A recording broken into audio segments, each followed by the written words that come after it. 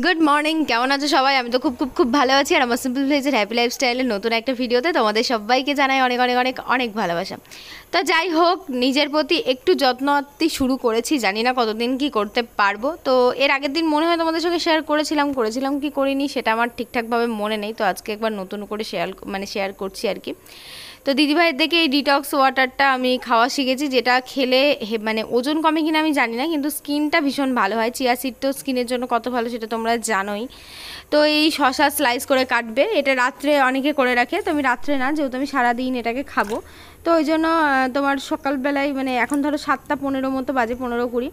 তো তোমার পাতি লেবুগুলো দেখলে গোল গোল করে কেটে দিয়েছি, শসা দিলাম, রস দিলেও হতো লেবুর, আজকে গোল গোল করে কেটে দিলাম। একটু বেশি দিতে হবে, একটু আদা দেবে, থেতো করেও দিতে পারো, আদা রসও দিতে পারো, একটু পুদিনা পাতা থাকলে দিয়ে দেবে, ব্যাস হয়ে যাবে একদম মানে স্কিন হয়ে যাবে ঝাঁকানাকা। আর এইটা দেখে আগের দিন একজন বোন আমাকে জিজ্ঞাসা করেছে, দিদিভাই এটা সম্বন্ধে একটু ডিটেলসে বলো, এটা কখন খেলে ভালো হয়। এটা মানে সকালবেলায় উঠে ঘুম থেকে উঠে খালি পেটে খাবে, গরম জল ভীষণ ভালো একটা হালকা পাতলা গ্যাসের ওষুধ তোমার যেমন কাজ করে, তুমি সকালবেলায় উঠে যদি 1 গ্লাস প্রত্যেক দিন গরম জল খাও, একদম সেম তোমার কাজ করবে, গ্যাস অম্বলটা হবে না। এমনিও যদি দেখবে অনেক সময় আমাদের দুপুরের দিকে বিকালের দিকে দেখবে অনেক সময় মনে হয় অম্বল হয়ে গেছে, ঢেকর ওঠে টকটক, তখন তোমরা গরম জলটা খাবে। গরম জলটা ভীষণ ভালো। গরম বলতে কেমন, যতটা মানুষ সহ্য করতে পারে গরম জল খেলে গ্যাস হয় না। যখন আমার খুব গ্যাস হয়ে যায়, আমি একদম যদি একটু বেশি বেশি গরম জল 1 গ্লাস 2 গ্লাস খেয়ে নিই, পুরো বমি হয়ে একদম মনে হবে সুস্থ হয়ে গেলাম। তো যাই হোক, এটা হচ্ছে খাবে। আর লেবু রস কতটা দিতে হবে, ওই রস বুঝে যতটা তুমি খেতে পারবে ততটা। আমাদের লেবুগুলোতে ভীষণ রস আর টক, ওই জন্য আমি 1 ফালি করেই দিই, তাতেই হয়ে যায়। আর 1 চামচ মতো মধু দিই, ব্যাস হয়ে গেল। এই হচ্ছে ব্যাপারটা, এটা এখন খাবো।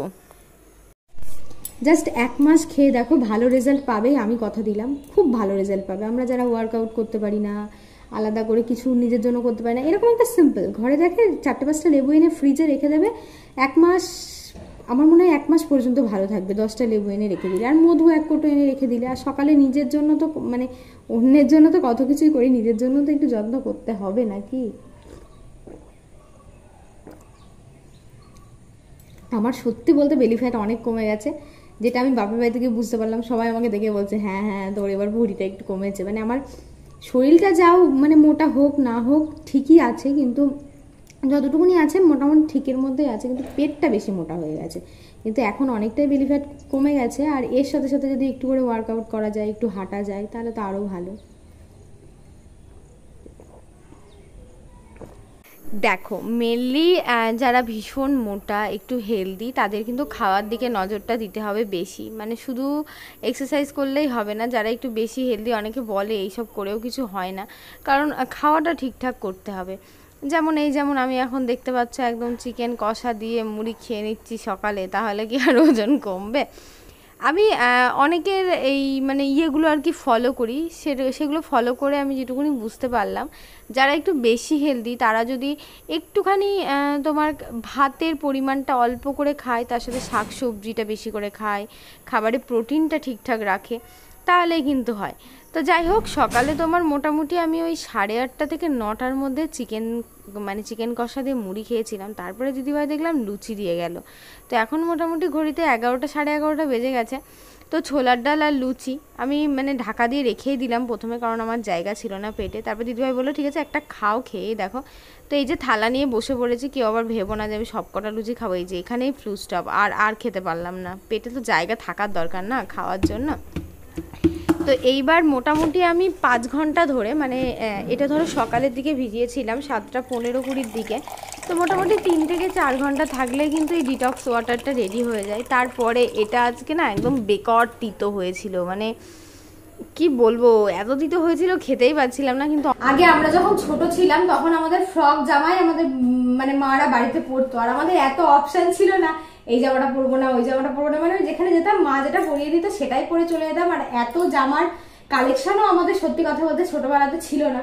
তো আমার মেয়ের অনেকগুলো ফ্রক জামা আছে যেগুলো হচ্ছে পরে আছে, কোনোটা হয়তো এইটুকুনি সেলাই খুলে গেছে কিংবা ও পরে না। তো আমি সব জামাগুলো আজকে বার করলাম, মানে ফ্রক জামাগুলো আর কি।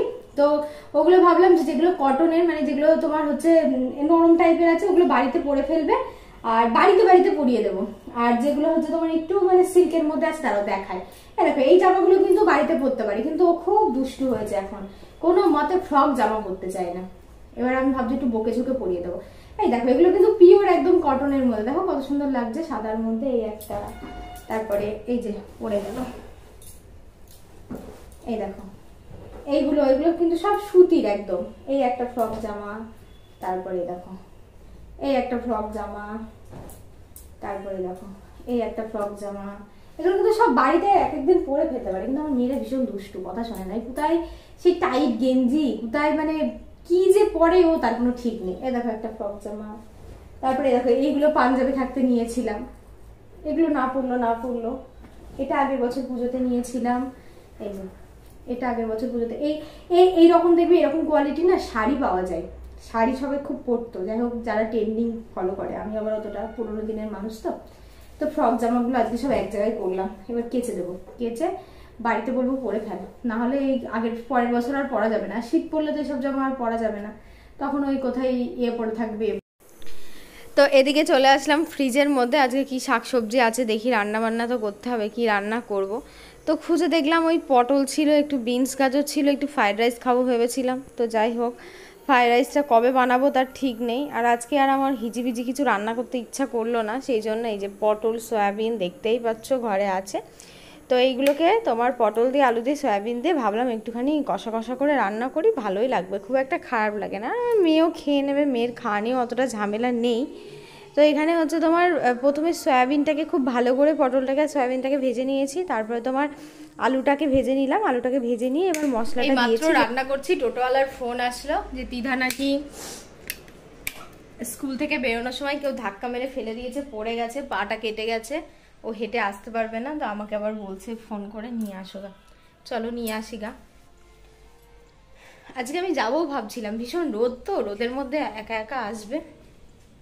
টোটোওয়ালার আসতে এখনও 15 থেকে 20 মিনিট টাইম লাগবে, কারণ উনি গাড়িতে তুলবে, তারপরে সব বাচ্চা আসবে, ছাড়বে এখান থেকে, এইটুকুনি আসতেও টাইম লাগে। আমি ভাবলাম চলো জামাকাপড়গুলো কেচে দিয়েছি, মেলে দিই, শুকিয়ে যাবে। তো আজকে একটা বেশি কমন প্রশ্ন, যেটা আমি শ্বশুরবাড়িতে গেলে খুব আমার ফোনে আসে, আমি ওটাকে ইগনোর করি, কমেন্টটাকে অতটা পাত্তা দিই না। অনেকেই জিজ্ঞাসা করে, দিদি ভাই তোমার শ্বশুর শাশুড়ি কি আলাদা, ওরা কি একসাথে থাকে না, ওরা কি আলাদা খায়, তুমি গেলে কার কাছে খাও, এরকম একটা প্রশ্ন আসে কেন। তো সত্যি কথা বলতে দেখো, কেন কি কারণ সেটা আমি বলতে পারবো না, কারণ তোমরা জানো যে আমি অনেক দিন হলো, মানে বিগত আমি 3 বছর ধরে, প্রায় 2.5-3 বছর ধরে আমি ওখানে থাকি না। ওখানে কিছু হলে সত্যি কথা বলতে আমি জানতেও পারি না, আর জানতে পারবোই বা কী করে বলো, কারণ একটা বাড়িতে কি হচ্ছে তুমি বাড়িতে থাকলে অবশ্যই জানতে পারবে, কিন্তু তুমি বাড়িতে না থাকলে তো সেটা জানতে পারবে না। এবার ধরো বাবা মা কখনই চায় না যে আমি সন্তানের থেকে আলাদা হয়ে আলাদা করে খাবো, এরকম কিছু চায় না, কিংবা সন্তানও কখনো চায় না যে বাবা মা আমাদের থেকে আলাদা হয়ে যাক। এটা দুজনের জন্য খুবই দুঃখজনক ঘটনা। হয়তো কিছু খারাপ পরিস্থিতি আমাদের জীবনে আসে, যে যার জন্য হয়তো এরকম একটা সিচুয়েশান তৈরি হয়ে যায়, ঠিক আছে। তো সবসময় মানুষের জীবনে না আমার মনে হয় সুখটাই সব থেকে বেশি। হয়তো রোজ রোজ মানুষের একটা ঝামেলা অশান্তির মধ্যে পোয়ানো, রোজ রোজ একটা কোনো, প্রত্যেকের ক্ষেত্রেই আমি কথাটা বলছি, হয়তো তার থেকে একটা বেরিয়ে আসা সলিউশন হয়তো এটাই, হয়তো আলাদা করে খাওয়া দাওয়া করলেই হয়তো সেই ঝামেলা শান্তি থেকে বেরিয়ে আসা যায়। কিন্তু এরকম কখনোই না যে ওরা আলাদা খায় বলে ওদের মধ্যে কোনো ভালো সম্পর্ক নেই, কথা নেই। দুজনের মধ্যে ভীষণ ভালো সম্পর্ক, কথাবার্তা নর্মালি যেমন কিছু হয়, হয়তো কিছু মিসআন্ডারস্ট্যান্ডিং হয়েছে, যার জন্য হয়তো এরকম একটা ডিসিশান নিতে হয়েছে, কিন্তু সব কিছু ঠিকঠাকই আছে। শুধু ওই জিনিসটা, হ্যাঁ ওরা আলাদা করে খায়। তো আমরা মানে কি বলবো বলো তো, এগুলো সত্যি কথা বলতে বলার মতো কোনো কথাও না। আর আমি এগুলো নিয়ে সত্যি কথা বলতে আমি আলোচনা করতেও চাই না, কারণ যেহেতু আমি ওখানে থাকি না, আমি 3 বছর ধরে ওখানে থাকি না। তো বাবা মা যেহেতু বাবা মায়ের মতো, এখন দেখো বাবা মা মানে বাবা মা যখন অপারক হয়ে যাবে তখন তো ছেলে মেয়েকেই দেখতে হবে, তাই না? আর বাবা মাও জানে সেটা ছেলে মেয়েও জানে। হয়তো এখন বাবা মা একটু শক্ত আছে, ওই জন্য নিজেদের মতো নিজেরা চলুক। আমরা যতটুকুনি পারি বাবা মাকে সবসময় হেল্প করার চেষ্টা করি, ওরা ওদের মতো করে ভালো থাক, আর ওরা ওদের মতো ভালো থাক। আর আমি খাওয়া দাওয়া আমি যখন যাই আমাকে যে বলে আমি তার কাছেই খেয়ে নিই, ওটা কোনো ব্যাপার না, বুঝেছো তো? না দৌড়াচ্ছিলি, দৌড়াতে পড়ে গেছিস। দেখি পাটা দেখি পাটা দেখি পাটা দেখি কতটা লেগেছে দেখি পায়ে। বাবা অনেকটা কেটে গিয়েছে, চ ওষুধ লাগিয়ে দি। উরে বাবা ছড়ে গেছে গো, চলো চলো চলো বাড়ি চলো, ওষুধ লাগিয়ে দি চলো। চলে এসছে দিদির আজকে লেগেছে বাবু, দিদির আজকে পড়ে গিয়েছে, দিদির লেগেছে। এদিকে আসো, তুমি এদিকে আসো। পড়ে গিয়েছে, দুম করে কুমড়ো পটাশ পড়ে গিয়েছে। আজকে দুপুরে লাঞ্চ মেনু একদম সিম্পল, আলু দিয়ে পটল দিয়ে সয়াবিন দিয়ে ঝোল, তার সাথে আছে লেবু, আচার আছে, আচারটা নেব না, আর একটু পেঁয়াজও নিয়ে নিয়েছি, একটু লেবু চিপে নিলাম। গরম গরম ভাত, খিদে পেলে সবই ভালো লাগে, সবই অমৃত হয়ে যায়। আর খিদে না পেলে মাংসের ঝোল দিয়েও খেতে ইচ্ছা করে না।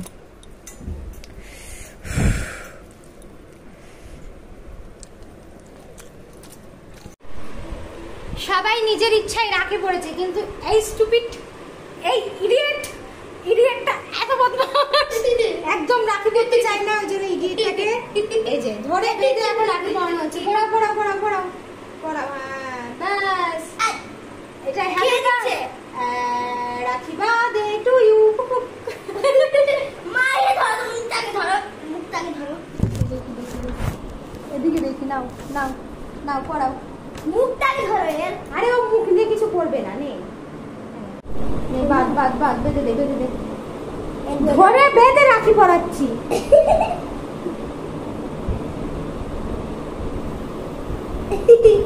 বাঁধবি না মানে? হ্যাঁ তুই বাঁধবি না মানেটা কি? হ্যাঁ তোকে রাখি পড়তে হবে না, হবে না তোকে রাখি পড়তে?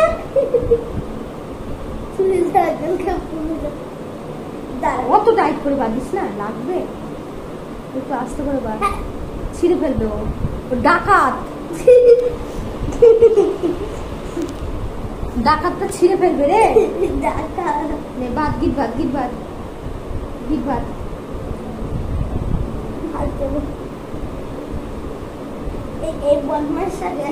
দেখো দেখো তোমরা দেখো আমি কি সুন্দর রাখি পড়েছি। বাবু দেখাও, বাবু দেখাও, বাবু দেখাও, দেখা। হাই দেখো আমি রাখি পড়েছি, মেরে ধরে দেখাবো, দেখবি না মানে? হ্যাঁ ছিড়বি না রাখিটা, তুই ছিড়বি না। এবার যা, এবার যা, ছিড়বি না। হয়ে গেল রাখি বাঁধলে, রাখির মন রাখা যাবে না।